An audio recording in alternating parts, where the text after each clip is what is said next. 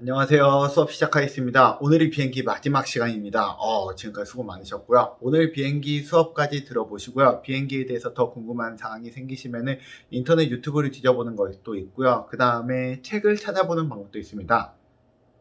제가 추천한 책은 과학으로 만드는 비행기라는 책이 있거든요. 그 책, 여러분들이 알고 싶은 비행기에 대한 대부분의 내용들 굉장히 많이 담고 있으니까 나중에 한번 읽어보시기 바라고요. 오늘은 비행기 마지막 엔진에 대해서 좀 이야기할 건데요. 비행기 엔진 내용이 많아 보이지만 실제 내용을 좀 소개가 좀 주로 이룰 거예요. 이런 엔진이 있다. 그래서 우리는 이런 엔진을 많이 쓰고 있다 정도니까 조금 가볍게 들으셔도 될 것 같습니다. 일단 기초적인 거 먼저 말씀을 드릴게요. 비행기 엔진은 크게 두 가지로 많이 써요. 하나는 피스톤 엔진이라는 걸 쓰고요. 또 하나는 제트 엔진이라는 걸 쓰거든요. 피스톤 엔진이라고 부르는 건 뭐냐면은 우리들이 자동차에 쓰는 그 피스톤을 그대로 비행기에다 옮겨놔서 비행기에서 쓰는 엔진을 보고 말하는 거고요. 일단은 자동차는 보통 일자로 있거나 V자로 있었잖아요. 비행기는 그렇게 있는 게 아니라 별 모양, 성형이라고 부르거든. 성형으로 되어 있는 엔진을 많이 쓴답니다. 모습으로 보면 이런 느낌이에요. 이렇게 엔진이 성형 모습, 별 모양으로 보통 되어 있고요.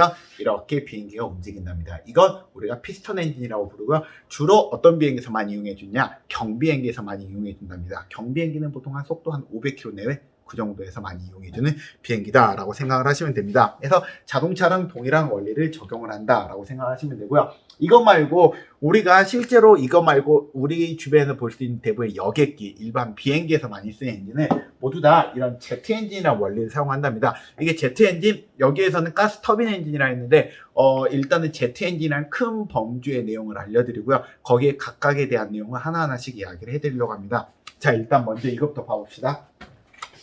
제트 엔진이라고 부르는 거는 우리가 연료를 이용한 내연기관 방법들 중에서 우리가 지금까지 배웠던 우리가 피스톤 안에서 쓰는 방법이 아니라 다른 방법을 이용을 해줘요. 어떤 방법을 써주냐면 커다란 팬을 이용을 해가지고 연료를 뒤로 분출을 해가지고 우리가 추진력 얻는 방법이거든요.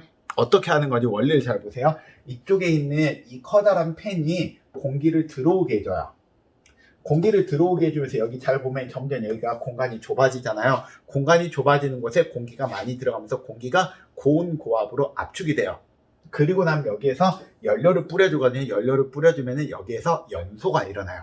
연소가 일어나고 난 다음에는 그 다음에 그 연소된 가스가 바깥으로 나오는데 나오기 전에 터빈이라는 게 하나가 있어요. 이건 뭐냐면 앞쪽에 있는 프로펠러를 돌려주기 위한 우리가 프로펠러를 돌려주기 위한 용도라고 생각하면 돼요. 그래서 공기는 이쪽으로 들어가서 이렇게 나가는데 나갈 때 제일 먼저 프로펠러 땀이 여기 돌아가고 연소가 일어나면은 이게 이 앞쪽에 있는 프로펠러를 돌려주고 이거를 앞쪽으로 나가게 해준다. 여기서 제가 프로펠러란 말을 썼는데 정확한 명칭으로 하면은 보통 팬이란 말을 쓰거든. 우리가 팬이란 말과 앞으로 프로펠러라는 말을 좀 다르게 말할 거예요. 팬이라고 말하는 건 이렇게 커다란 동그란 관통 안에 우리가 프로펠러가 들어있는 걸 보통 팬, 그래 이 원통을 덕트라고 보통 부르고요. 그럼 이게 바깥으로 빠져나와 있으면 보통 프로펠러, 그래서 뽀로로가 아까 타고 있다고는 프로펠러, 요거는 팬이라고 이름을 불러주고요. 공기는 그래서 이쪽에서 들어와서 이렇게 쭉 나가게 된답니다. 그걸 그림으로 보여주면 이런 느낌이에요. 그래서 이렇게 하는 건 가스 터빈 엔진이라고 보통 부르고요. 이런 가스 터빈 엔진 같은 경우에는 엔진 내부를 연료와 공기를 혼합시킨 뒤 고온 고압의 가스를 배출시키는 그 추진력을 이용을 해서 가준답니다. 그래서 따로 우리가 피스톤을 만들어서 대굴대굴 굴려주는 게 아니라 이때 만들어진 이 뒤로 뿜어주는 이 연소 가스 때문에 우리는 앞으로 나아가는 원리랍니다. 그래서 이 원리니까 실제로는 가스 터빈 엔진 뭐 다른 종류도 있지만 이게 그대로 적용을 아예 거의 바꾸지 않고 적용을 한 거 우리는 터보 제트 기관이라고 보통 부르거든요. 이 터보 제트 기관에 대해서 지금부터 이야기해 줄 건데요. 터보 제트 기관, 우리가 지금 이야기한 거를 좀 부분 나눠서 한번 이야기를 한번 해봅시다. 터보 제트 기관인 건 뭐냐면은 일단 덕트 안으로 이 팬을 통해서 공기가 먼저 들어오는 거, 이 공기가 들어와서 고온 고압으로 압축이 되는 걸 A라고 한번 이야기해 볼게요. 압축이 된 다음에 여기에서는 연료를 뿌려주면 여기에서 연소가 일어나겠지. 연소가 일어나는 과정을 B라고 한번 해봅시다. 그리고 나서 이 터보 팬들이 이 터빈이 앞쪽에 있는 걸 돌려주셔서 터빈을 이 연소가스가 돌려주는 걸 C라고 이야기해주고요. 그 다음에 최종적으로 배출이 되는 걸 D라고 이야기해 봅시다. 지금 이 A, B, C, D의 과정을 끊임없이 반복을 하면서 우리는 배출이 되는 거고요. 지금부터 알려드리는 모든 제트 엔진이라고 부르는 것들은 이 원리를 조금씩 바꾼 거예요. 뭐 예를 들면 이 팬을 조금 크게 만든다든지 아니면 이걸 뿜어줄 때 여기 안에 프로펠러를 안 만든다든지 이런 것들을 조금씩 바꿔주긴 하지만 기본적인 구조는 이런 구조를 이루고 있다라고 생각을 하시면 됩니다.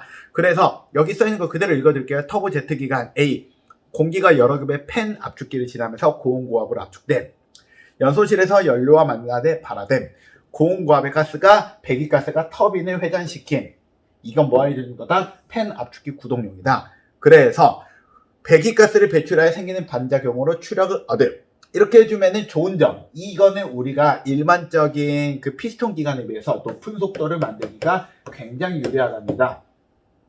그래서 이걸로 하면은 이것만 가지고도 마하의 속도를 만들어가지고 비행기가 굉장히 빨리 수 있습니다. 참고로 마하는 1200km가 넘어간답니다. 그걸 요것만 가지고도 만들어낼 수 있다는 거지. 대신에 단점이 있어요. 제일 처음에 가장 큰 단점이 뭐냐면 뒤쪽으로 뿜어주는 공기 자체가 뜨거운 공기잖아. 뜨거운 공기가 갑자기 차가운 공기 만나면 어떻게 되는 줄 아시나요?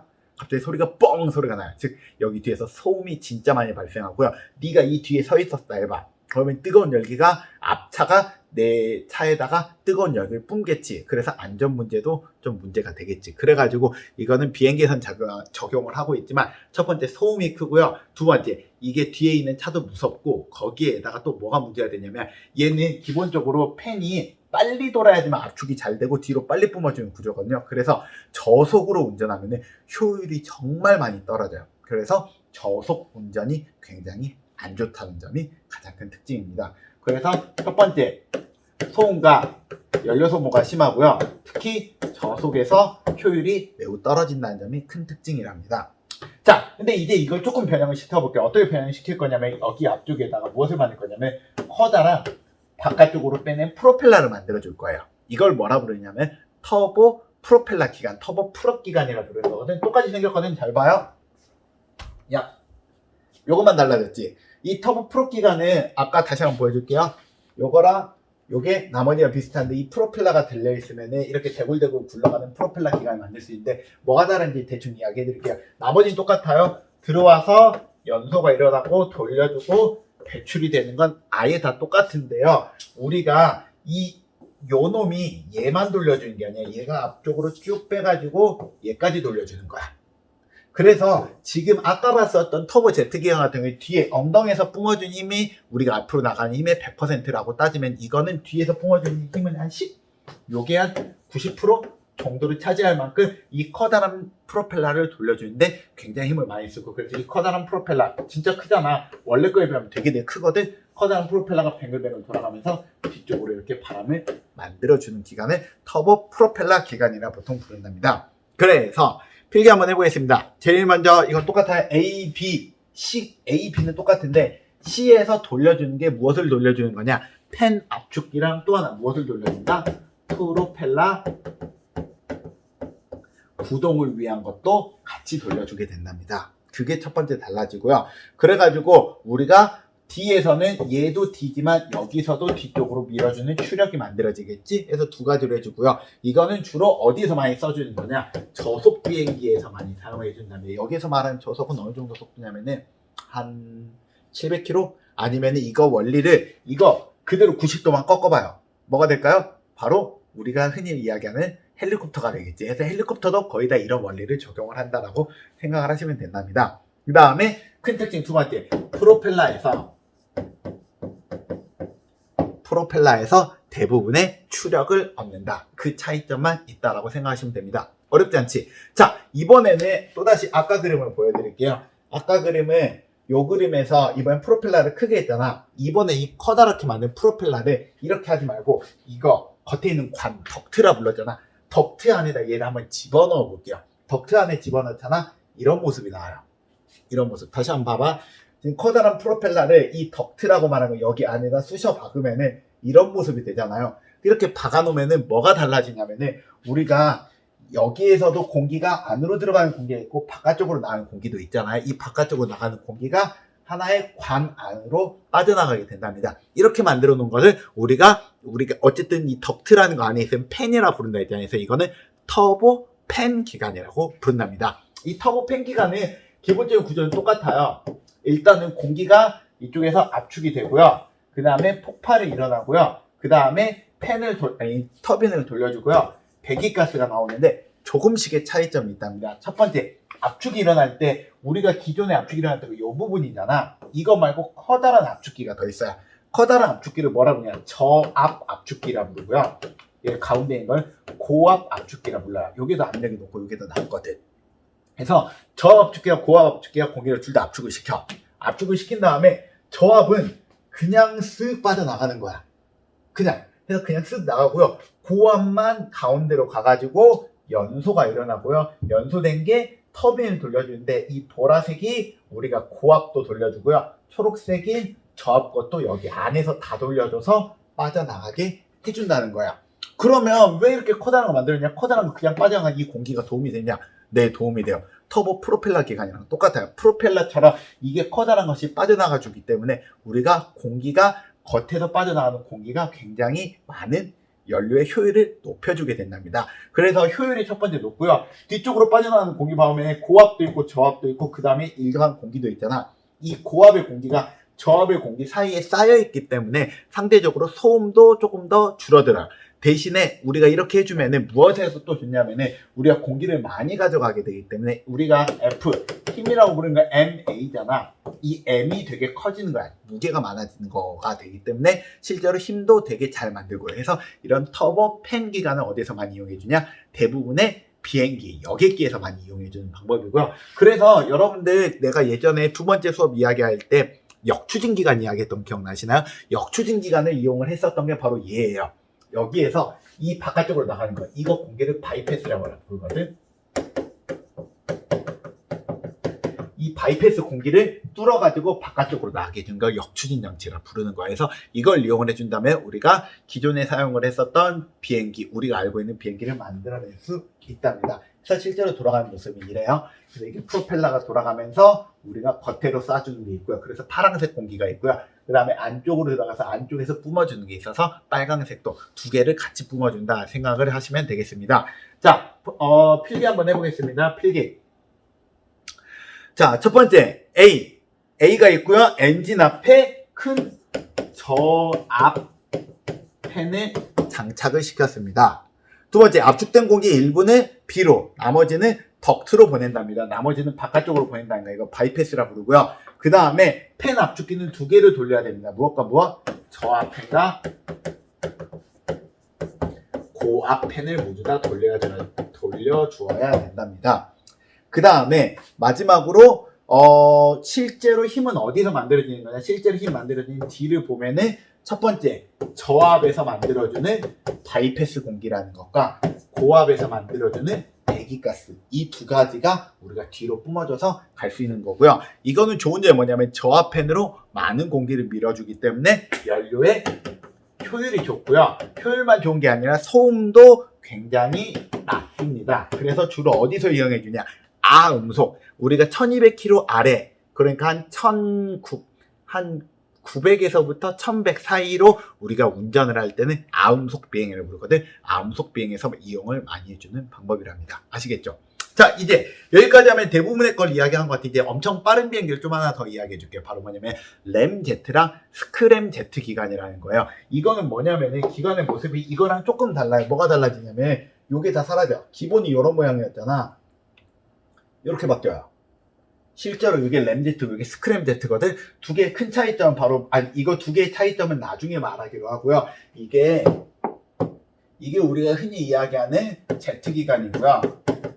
이게 램 기관이라는 거거든. 가장 큰 차이점은 바로 이 프로펠러야. 아니, 더 정확하면 팬이지. 팬이 얘는 있지만 얘는 팬이 없어. 팬이 없는데 그러면 어떻게 공기를 압축을 시키나요?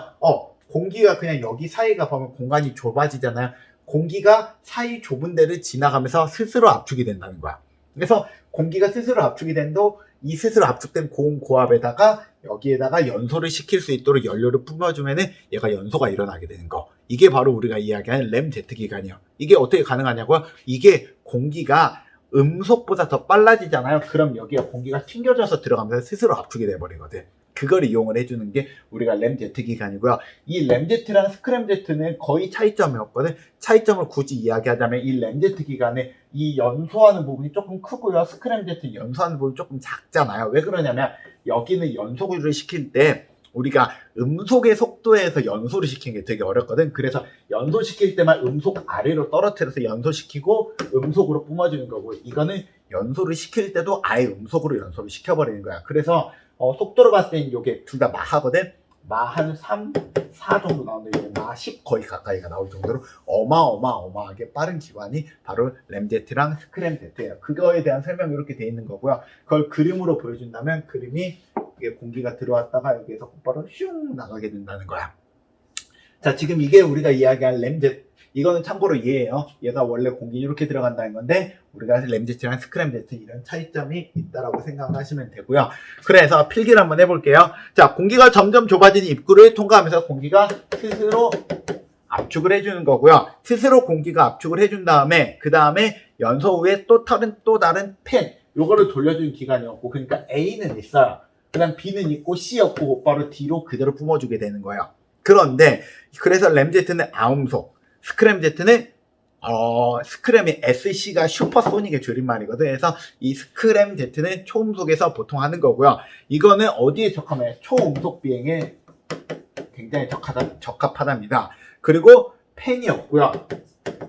스스로 속력만으로도 공기가 압축이 되니까 구조가 되게 간단해요. 근데 왜 이렇게 간단한 거 있는데 왜 우리가 이런 비행기 쓰냐? 이게 치명적인 단점이 있어. 이게 가장 큰 단점이 뭐냐면 스스로 공기를 압축을 시키지를 못해요. 얘가 애초에 빠른 상태에선 얘가 이렇게 갈 수 있거든. 근데 제일 처음엔 이거는 압축을 제일 처음 시킬 수가 없는 거야.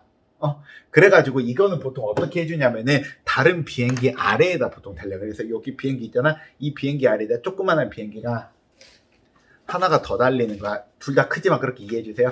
그래서 이 큰 비행기가 일단은 음속으로 달려줘요. 그리고 나서 음속으로 달리다가 이 비행기 분리해서 얘가 이렇게 보통 가게 만드는 방법을 가장 많이 써요. 그래서 우리가 이 비행기의 가장 큰 단점은 제일 처음에 스스로 구동을 시킬 만큼 우리가 빨리 달릴 수가 없어요. 그래서 남이 구동을 시켜줘야지만 비행기가 갈 수 있다는 치명적인 단점이 있답니다.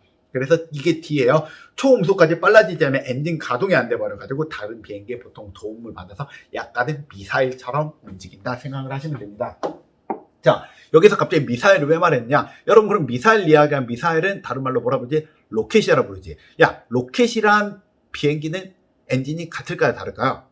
다르겠지. 뭐가 다른지에 대해서 지금 좀 이야기해 드릴 건데, 우리가 로켓이라 말하는 거랑 이 엔진이라 말하는 거의 가장 큰 차이점 바로 뭐냐면 산화제, 연료 말고 산소가 중요한 거야. 우리가 우주선이랑 지구에 달하는 비행기는 가장 큰 차이점은 우주선은 우주에서도 날 수 있잖아. 이유가 뭐지? 우리가 비행기는 연소가 일어나려면 그 안에 뭐가 있어야 되지? 산소가 필요한데 그 산소를 공기 중에서 흡입을 하는데, 로켓은 공기 중에서 산소를 흡입하는 게 아니라 지가 스스로 산소를 갖고 있다는 점이에요. 그래서 가장 큰 차이점은 연료와 산화제를 포함하고 있는 로켓 추진제를 고속으로 분사해서 추력을 얻는 거를 모조리 다 우리는 로켓이라 부르는데요. 로켓도 좀 종류를 구별해 보자면, 로켓은 우리가 보통 이 액체 연료를 쓰는 로켓과 고체 연료를 쓴 로켓으로 나눠지고요. 이 두 가지 다 산화제를 갖고 있기 때문에 어디에서 쓸 수 있다? 우주에서도 날아갈 수 있다. 자, 그럼 액체 연료는 우리가 어떤 특징을 갖고 있냐? 액체 연료 같은 게 여기에다가 일단은 고체 연료가, 우리가 고체도 있고 액체도 같이 있는 건데요. 이거는 장점이 일단 써있다시피 되게 정밀해요. 뭐가 정밀하냐면 액체이기 때문에 우리가 연료가 쓰다가 중간에 얘가 멈출 수도 있고요. 아니면 되돌아오게 만들거나 속도를 가속시키거나 감속시키는 걸 둘 다 알 수 있어요. 해가지고 조절해주기가 굉장히 유리해요.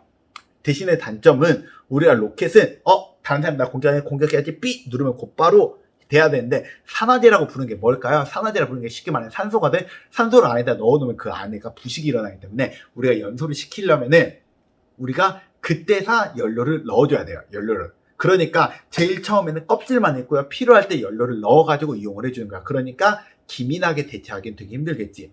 고체 연료는 그게 반대예요. 장점이 신속성이라 했잖아. 곧바로 우리는 고체 연료 안에 이미 추진제 안에 산화제가 다 들어있는 거야. 그러니까 그냥 보이면 불 붙여서 다 가게 하면 돼. 문제는 뭐냐면 한번 불 붙으면 다 탈 때까지 멈추질 않아. 그러니까 얘는 다 탈 때까지 계속 가는 거고 중간에 멈추거나 되돌아오거나 그런 것들을 못한다는 거. 그런 점이 차이점이 있다 생각을 하시면 됩니다. 자, 그래서 액체 연료란 발사 후 연료 제어가 가능하지만 우리가 연료와 산화제가 부식 가능성이 있어 발사 직전에 주입을 해야 되고 구조가 복잡하다는 단점이 있습니다. 그게 이게 단점이에요. 그 다음 두 번째, 고체 연료는 구조가 간단하고 우리가 대충 처리해도 장기 보관이 돼요. 하지만 한번 발사하면은 연료가 다 탈 때까지는 조절이 거의 안 된다. 즉 연료 제어가 어렵다는 점이 가장 큰 차이점입니다. 자, 오늘 수업 여기까지 할 거고요. 더 비행기에 대해서 궁금하다, 엔진에 대해서 더 궁금한 친구들을 위해서 오늘도 영상을 하나 준비했어요. 이 영상은 이쪽에 있거든요. 제트엔진은 지금까지 거의 잠깐만. 한 세기 동안 항공기의 성공적인 동력 이것도 여러분들 제가 링크를 보내드릴 테니까 그때 한번 보시기로 하고요. 이걸로 비행기 끝났습니다. 자, 해서 앞으로 이제 이론 시간에는 이제 비행기 다음으로는 배에 대해서 배울 거고요. 배에 대해서 배우면 뭘 먼저 이야기하겠지? 부력에 대해서 먼저 이야기를 해볼 거예요. 그 다음에 비행기, 배, 그리고 나서는 생명기술로 넘어갈 거다라고 생각하시면 됩니다. 오늘 수업 수고 많으셨고요. 안녕.